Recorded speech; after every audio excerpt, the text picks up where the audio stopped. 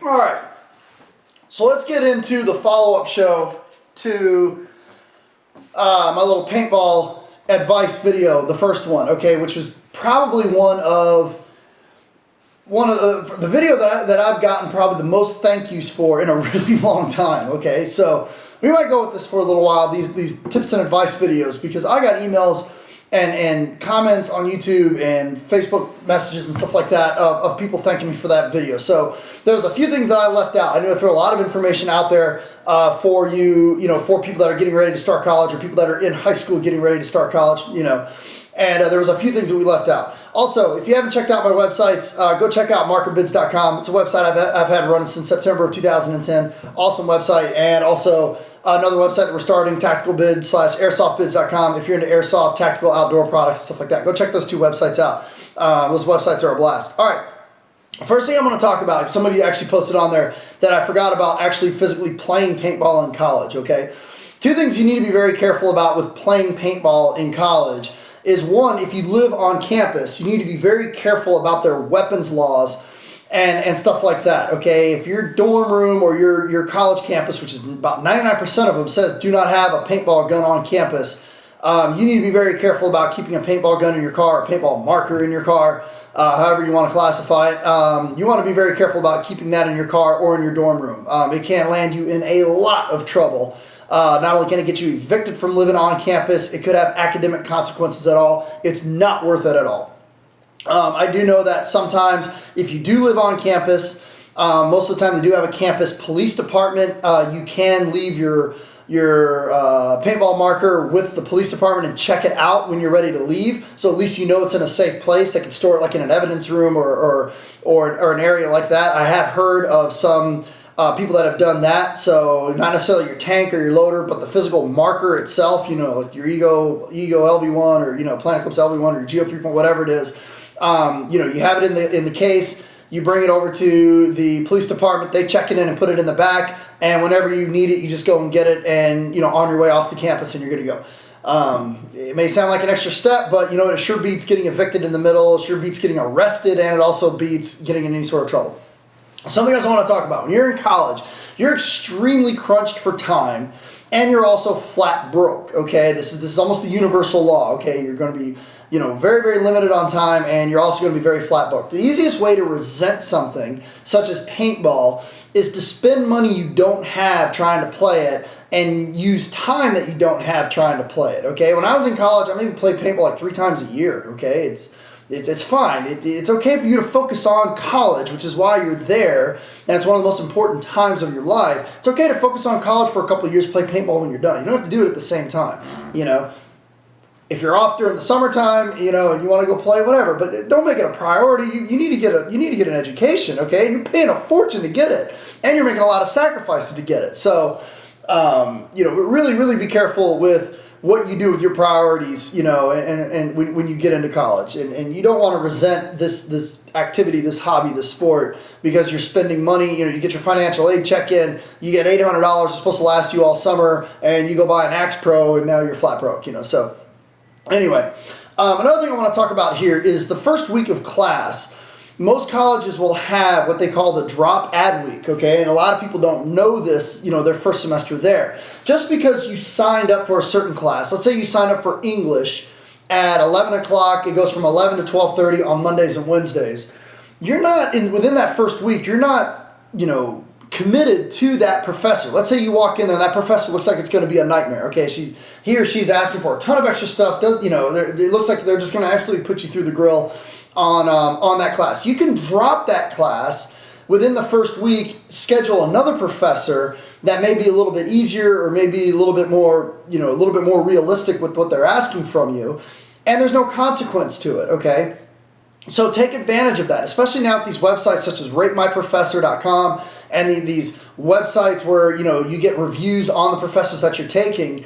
If all of a sudden you realize you've got a professor that looks like it's going to be a nightmare for the semester, take a look and see if maybe there's another time, or sometimes even the same time, just in a different classroom. Might be a different professor that might be a little bit more realistic, okay? I've dropped and added tons of classes within that first week, and for my friends that stayed in the class, they were wishing they dropped too, okay? If you get in there and let's say, for instance, you got the standard curriculum, they're asking for a freaking thesis, they're asking for, tons and tons of extra work and all this other stuff that nobody else is having to do. Drop that professor, go with another professor, make your life a lot easier.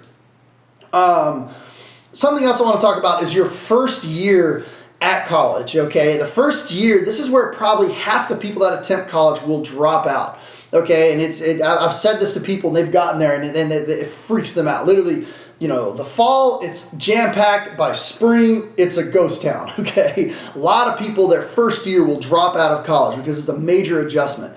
How do you prevent this from happening? And I'll tell you what my secret is.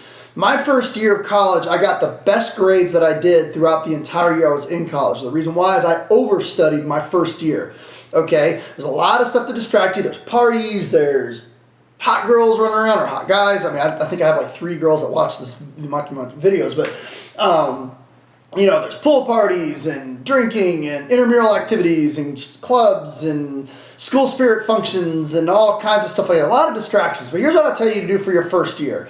And this is basically going to lay your foundation for the rest of the time you're in school, is overstudy your first year, okay? Overstudy.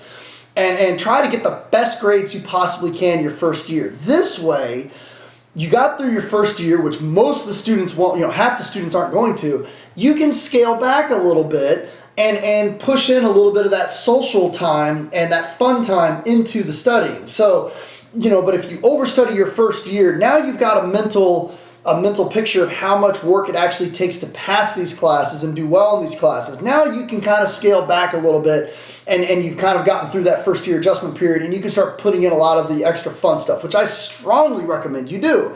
Okay, college in itself is not very fun. Okay, classes are not fun. Asshole professors are not fun. Taking, lots of homework is not fun. Exams are not fun. Projects are not fun. Group projects are not fun. Freaking out about possibly passing or failing classes isn't fun. Getting financial aid cut off is not fun. Everything about college in itself, the classes and the course load, is not fun. All the other stuff is what makes it fun. So you do have to, include some of that. But my best advice I'll tell you to, not necessarily be a hermit, but bust your ass your first year, okay? Bust your ass your first year. You get through the first year, you will get through your college, program with no problem at all. Something else I'll talk about, Greek life, okay? A lot of campuses, it's a big deal, this, that, and the other. I've got my own opinions of Greek life, and USF wasn't really a big Greek campus. I know a lot of other campuses are.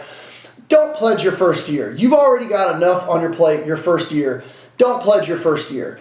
You're already going through a major adjustment, and I've seen a lot of people that are extremely smart try to pledge that, they get into college, they pledge the first semester, which is almost, academic suicide. And they blow everything, okay? They blow everything. They get horrible grades. They get, flunked out of school. They get their financial aid cut off. Don't do it, okay?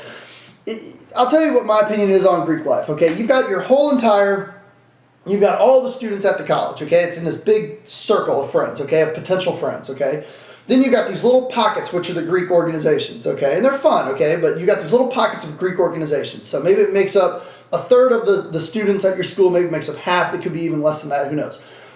Within those little Greek organizations, you've got these tiny little pledge classes, okay? When you pledge a fraternity, you end up losing pretty much all of the potential friends of all the independents that are on campus. You lose all the friendships of all the other friends that are at the fraternity because you're focused so much on your first pledge semester, and you basically restrict your total friends to your own pledge class. I mean, yeah, they've got the whole fraternity, but all those people have bonded with their own pledge classes. They're not going to really bond with you. So you're basically taking, thousands and thousands of students, and you've restricted it down to like 8 people that were in your pledge class. So that was the biggest thing that I noticed about fraternities, was that it for some people it works really well. For me it didn't. I'm a very social person. I can make my own friends. Pledging a fraternity feel like it took like all of my friends, and it just cut them down to like 15 people. I quit. Like I tried it for a month and I quit. And that was it.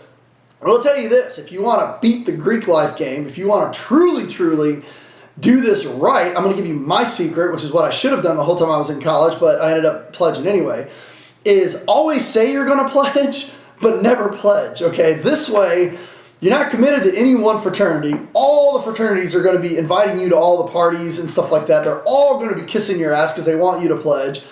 You know, and you still have all your friends, you still have all the fraternity parties and everything. You can do this for years. You can do this for years. Yeah, I'm going to pledge next semester. I'm going to pledge next semester, yada, yada, yada, and you never do it. And here's the best thing, if you like meeting girls, when you go to fraternity parties and you see like a sorority girl or something like that, what's the first thing you tell you? Oh, I don't date fraternity guys. Well, then you can tell them, I'm not part of this fraternity. Well, how'd you get in here? Well, they invited me. Oh, you must, you must be some type of VIP guy that everybody sought after or something like that, So you want to truly stand out at a Greek party, don't be part of the fraternity, okay? And when people find, all the girls find out that you're an independent and you just somehow got in, they're going to be flocking to you like crazy because, well, I don't date fraternity guys, and then, well, I'm not a fraternity guy. I just got invited here by my friends who are here at this fraternity. So you really want to beat the Greek life game, do this. Always say you're going to pledge and never pledge, okay? It works amazing, okay? I did this my entire freshman year, and I had a blast. Every single night I was going to 4 or 5 different fraternity parties. I never had to clean up anything. I never had to deal with any sort of fraternity dues or any obligations or anything like that. I got invited to tons and tons of parties, tons and tons of get-together, tons and tons of bars, where they were all bouncers and working out and stuff like that. That was the best thing that I did, was always pretending like I was going to join and then not join. When I actually joined, everybody found out about it. Nobody talked to me anymore from all the fraternities that were kissing my ass for the past year and a half. Okay. Anyway, another thing we're going to talk about is recording the lectures. I strongly recommend that you record the lectures at all costs, okay? Even if you have to get an external microphone, somehow, some way, you need to try to record the lectures. Why? A lot of times professors will give bonus material, things that are going to be on the exam, in their lectures, okay? And they go over a lot of things that they plan. It's to reward the students that are actually going to class and assist them in giving them some sort of little extra help on the exam for actually going to class. And if you record the lectures, always record the lectures. You can go back home later on, find it on the file, listen to it again, write it down what it was, and study that part of it. It can be huge, okay? I recommend that you record the lectures at all costs, okay? If you have to get a little external microphone, even if you have to buy a separate iPod or something like that to record them, always record the lectures, especially nowadays where you can upload stuff to the cloud and Google Drive and OneDrive. I mean, there's a million places you can store these lectures, store them for the semester, store them from exam to exam, whatever, but always record the lectures. I mean, that can be the difference between getting a C on the exam and a B on the exam, is recording the lectures and being able to go back through the lecture and write down all those tips and possible things they're going to put on the exam and those little hints that the professor will throw out there during the lecture that you may not have time to jot down. Okay, let's talk about this thing about other reasons for college, okay? There's a lot of people that say that, well, college isn't so much about getting a job as it is about just becoming a more educated person. Nonsense, okay? You got to pay for this thing. You got to pay for this experience somehow. College is about getting a job, okay? End of discussion. It's about getting a job. So I'm going to tell you right now, the one thing that you need to do when you're picking out a degree is to go and Google and see what kind of jobs are out there for you, okay? My first degree that I graduated, well, besides I got my associate's degree, which is a nightmare to get at USF, was I got a degree in marketing, okay? When I got home and went on the internet after I got my degree in marketing, I typed in marketing job. What do you think popped up? Telemarketing jobs, okay? Worthless degree.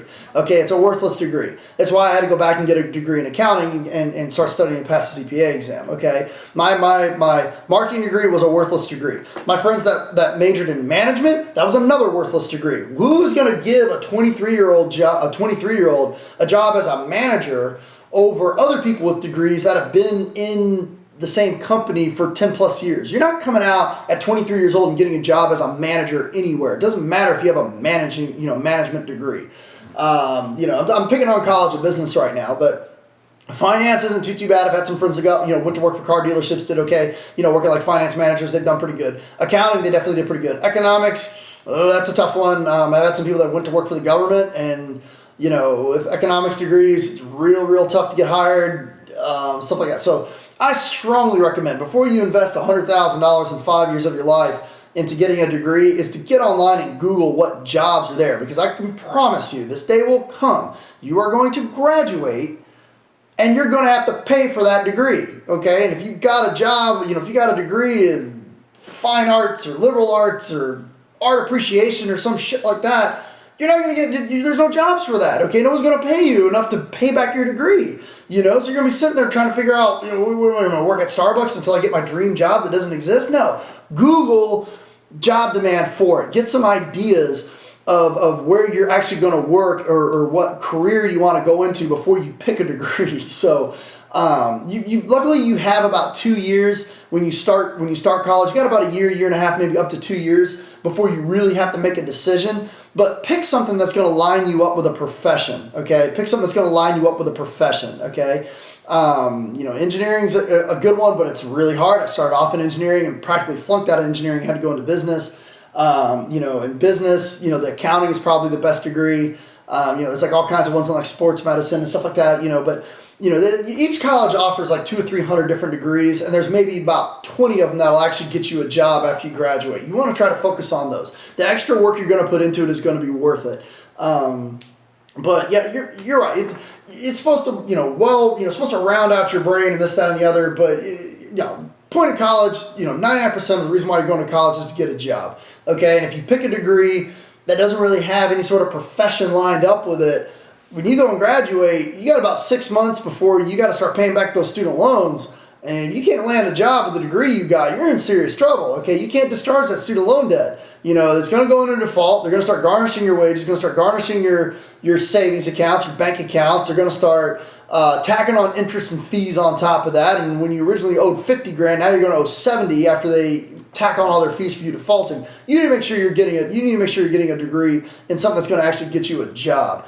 I don't buy into this hype that it's supposed to be a well-rounded mind. It's, you're supposed to be getting an education. It's no, you're there to get a job. You're there to get a career, and that's the point of college. I think that's about all I've got for this right now. Those are just a couple things, questions that I had come in and stuff like that. So if you think of anything else, I think we wrapped up just about everything in regards to college. Hopefully get you guys through your first year. Get through the first year and overstudy. That's probably the best advice I can give you. And always, as always, go to class. Don't miss class under any circumstances. Go to class. It's one of the few times in your life you need to have perfect attendance. So anything else you think I might have missed, post it in the comments down below. Thanks for tuning in, gentlemen.